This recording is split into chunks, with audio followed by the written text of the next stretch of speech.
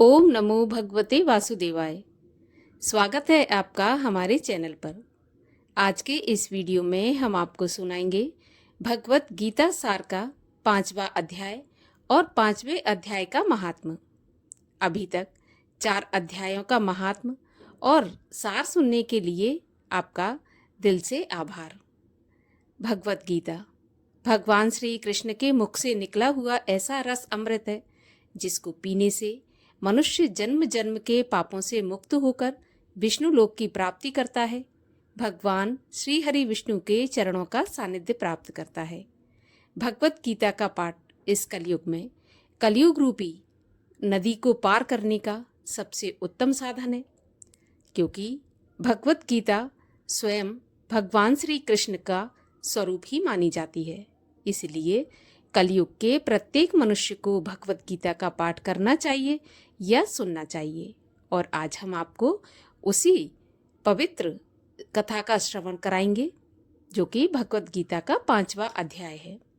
और आगे के अध्यायों को सुनने के लिए चैनल को भी सब्सक्राइब अवश्य कर लीजिए और आज की कथा अच्छी लगे तो लाइक करके शेयर भी कर दीजिए। तो चलिए अब हम शुरू करते हैं श्रीमद् भगवत गीता का 5वां अध्याय। अर्जुन बोले, हे कृष्ण, तुमने पहले कर्मों का त्याग करने को कहा, फिर कर्म की प्रशंसा करते हो। इन दोनों में जो अधिक हितकर है वह एक बात निश्चय करके बताओ। श्री कृष्ण बोले, कर्मों का त्याग और कर्मों का करना ये दोनों ही मोक्ष देने वाले हैं, परंतु इन दोनों में कर्म त्याग से कर्म योग हितकर है, जो किसी से द्वेष नहीं रखता, न किसी पदार्थ की इच्छा करता है, वह सन्यासी है।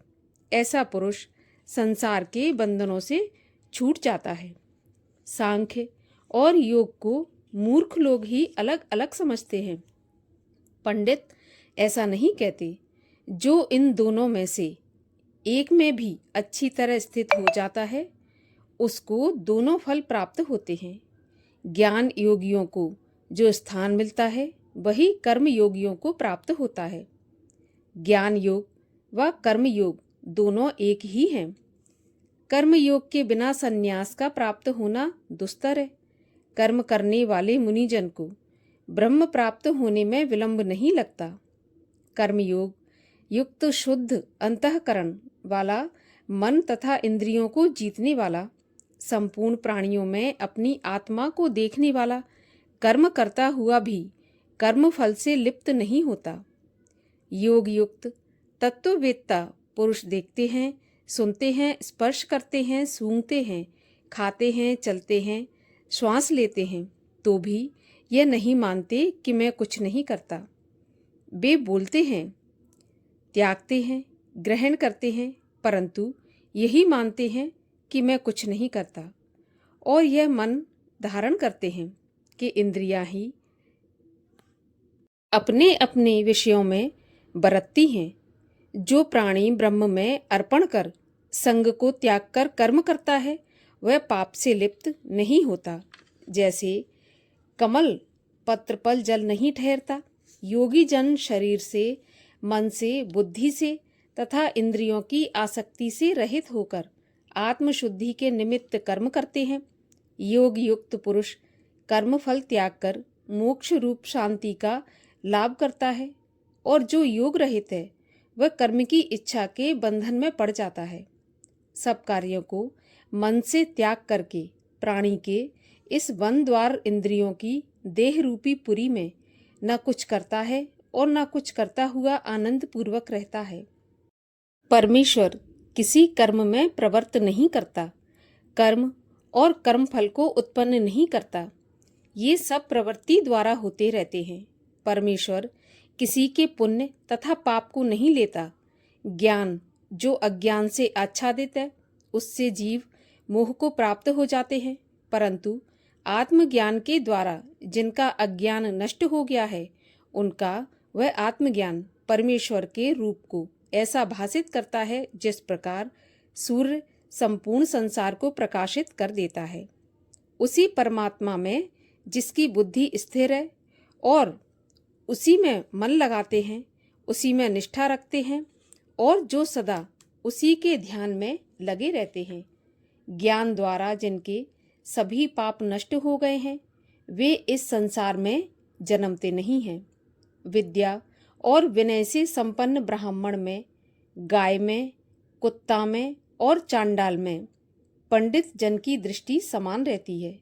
जिसके मन में इस तरह की समानता उत्पन्न हो गई है, उन्होंने इस लोक में जन्म मरण रूप संसार को जीत लिया है। क्योंकि ब्रह्म निर्दोष और सर्वत्र समान है, इसीलिए वे ब्रह्म को प्राप्त हो जाते हैं। जो प्रिय पदार्थ को पाकर प्रसन्न और अप्रिय को पाकर खिन्न नहीं होते, ऐसे स्थिर बुद्धि वाले मोह रहित ब्रह्मवेत्ता को ब्रह्म स्थिर जानो। बाहरी पदार्थों में जो चित्त को आसक्त नहीं होने देता, वही आत्म सुख का अनुभव करता है और ब्रह्म में अंतःकरण को मिला अक्षय सुख मोक्ष को प्राप्त करता है। वे इंद्रियों के स्पर्श से जो भोग देते हैं, वे वस्तुतः दुखदायी होते हैं। उनका आदि भी है और अंत भी है। हे कुंती नंदन, जो ज्ञानी लोग ऐसे भोगों में रत नहीं होते, शरीर छूटने के पहले जो मनुष्य काम और क्रोध के वेग को सहन करने में समर्थ होते हैं, वह योगी और सच्चा सुखी है।